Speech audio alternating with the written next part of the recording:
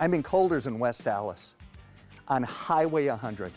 We're in this building on the west side of the street. They used to be in a building on the east side of the street. Then they were in 2 buildings on the east and the west side of the street. And I believe they were in a building a little further south. They love Highway 100. Colders, West Dallas. So you started here in West Dallas at this store? Correct. Was it across the street then? I trained across the street with Tom Ballestora, yes. I trained across the street for 2 days, and then I came here. And so this was where it all started. When I first started selling, we did everything handwritten, and I can't believe we were able to process orders that way, because when I first started, we never even touched the computer. Everything was all handwritten. Sue, I know. now you're telling your age. Oh. Just so you know. So you've been here longer than 9 years. 36? There you go. Now they're counting. That's good. But then I also was the one that got to train everybody how to key in the orders, and I do remember being yelled at by a lot of our sales associates at the time, yelling at me like, I'm not a secretary, I'm a salesperson.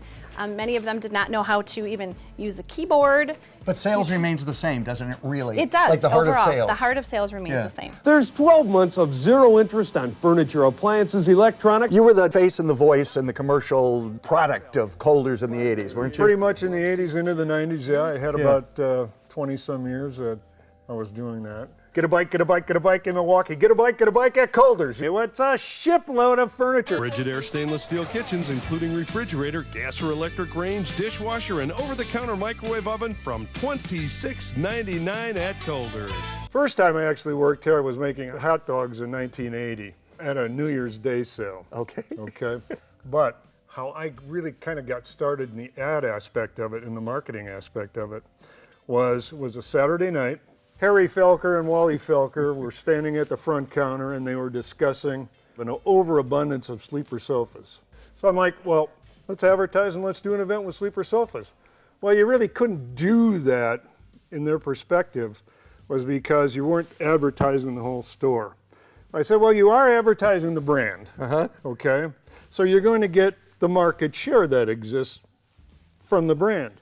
The other thing is you're going to get category dominance, where anybody that's looking for a sleeper sofa is going to come in if they've heard the ad. Right. Bottom line is we did 320% more over and above sleeper sofa sales that weekend, so that we had to order some more in. When a promotion is happening, is it like buckle up, here we go? Here we like, go. You know that it's going to be crazy?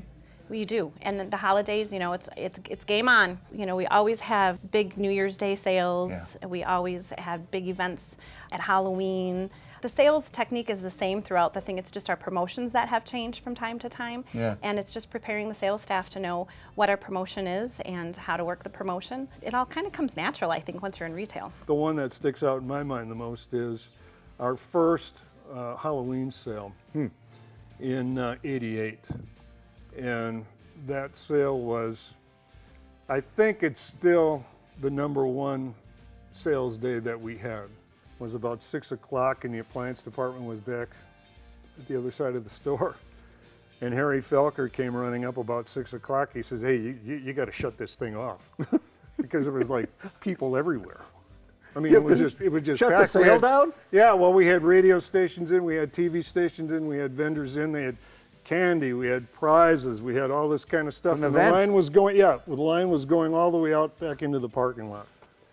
And he thought maybe we had too many people in the store. I can't remember the exact number, but I know it was the first $1 million day that we had. I walked in on a January 1st sale, not 3-4 years ago in Oak Creek, where it was 80% off with some sort. It's always kind of like, I'm a little confused, can you help me? And the sales lady was so great. It certainly brings the people in. Yeah, well, it's a great value. Right. What was it like to be a pitch man for a company that was so family oriented, that was family run, that was like really local? Being the pitch man, you're like the front guy. Right.